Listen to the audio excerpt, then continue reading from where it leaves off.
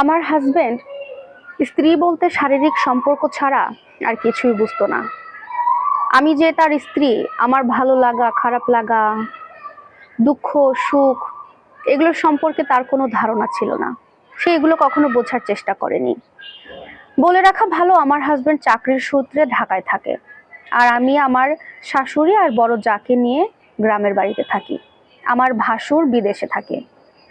সব মিলিয়ে আমরা গ্রামের বাড়িতেই থাকি। আমার হাজবেন্ড মাসে একবার অথবা দুইবার বাড়িতে আসে তার মায়ের সাথে দেখা করতে। সে যখন বাসায় আসে ঠিক রাত 12টা, 12:30টার মধ্যে বাসায় ঢোকে। তখন তার 2 হাত ভর্তি ব্যাগ থাকে। তবে ব্যাগের মধ্যে কি থাকে সেটা কিন্তু আমার বলার মতো কোনো ক্ষমতা নেই। কারণ কখনো আমার জন্য আমার স্বামী ঢাকা থেকে বা কোথাও থেকে আসার জন্য কিছু নিয়ে আসেনি। ব্যাগ ভর্তি যাই এনেছে সেটা তার মাকে গিয়ে ধরিয়ে দিয়েছে, তার মায়ের রুমে গিয়েই উঠেছে। মার সাথে অনেক সময় গল্প করেছে, আড্ডা করেছে, রাতের খাবার খেয়েছে। সবকিছু কমপ্লিট করে ঠিক 1টার দিকে সে আমার বেডরুমে ঢুকেছে। তখন সে তার চাহিদা পূরণ করে তার মতো ঘুমিয়ে পড়েছে। পরের দিন সকালবেলা ঘুম থেকে উঠে হাত মুখ ধুয়ে খাবার খেয়ে তার মা, ভাবি সবার সাথে একটু বসে গল্প করে। তারপরে সে বাইরে যায় বন্ধুদের সাথে আড্ডা দিতে। দুপুর দুপুর বাড়িতে ফিরে এসে গোসল করে একটু ফ্রেশ হয়ে আবারও ভাত খায়। খাবারটা খেয়ে একটু রেস্ট করে, শুয়ে একটা লম্বা ঘুম দেয়। সে ঘুম থেকে ওঠে প্রায় সন্ধ্যার দিকে বা বিকেলের একটু পরে আর কি, আসরের মাঝামাঝি ঘুম থেকে উঠে পড়ে। তখন ঘুম থেকে উঠেছে তার ফ্রেন্ডের সাথে আড্ডা দেওয়ার জন্য মোড়ের বাজারে চলে যায়। সেখান থেকে সে বাসায় ফেরে ঠিক রাত 9টার দিকে, 9টা অথবা 8:30টার মধ্যে।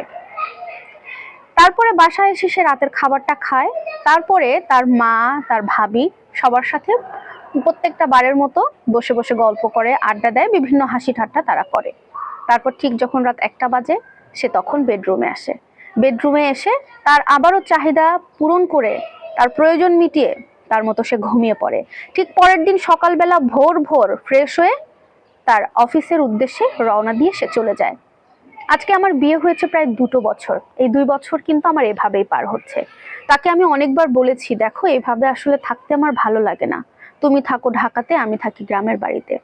তার থেকে ভালো তুমি যেখানে চাকরি করো সেখানে একটা ছোট্ট বাসা নাও, আমরা কিছুদিন ওখানে থাকি, তারপরে না হয় আবার এখানে থাকবো। কিন্তু আমার স্বামীর স্পষ্ট কথা, আমার শাশুড়ি এবং আমার বড় জায়ের দেখভাল করে যদি আমি এখানে না থাকতে পারি তাহলে এই সংসারে আমার কোনো জায়গা হবে না।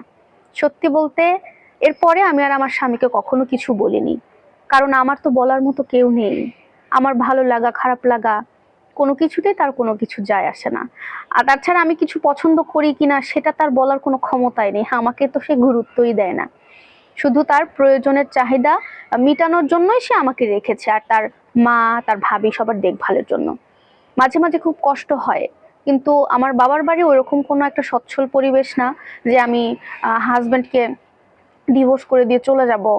আমার বাবা খুব দরিদ্র, আমার বাবা বেঁচে নাই, আমার মা আছে, আমার ভাইয়ের সংসারে থাকে। সেখানে আমি গেলে তাদের কাছে বোঝা ছাড়া আর কিছুই হব না।